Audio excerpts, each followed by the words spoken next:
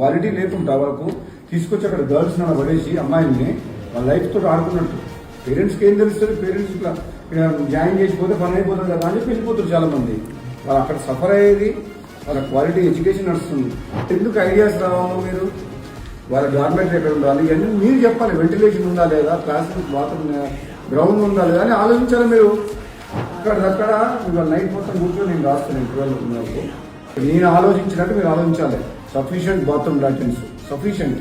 And next kitchen, next dining, drainage system, compound wall, fans, మెష్లు, furniture.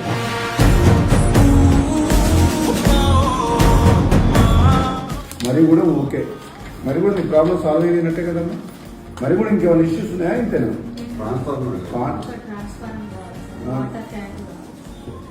నువ్వు చూసుకుంటావా? Government building separate ఉంటుంది, చదువుకునే place అట్లయితే వాళ్ళు సిస్టమేటిక్ ఉంటుంది.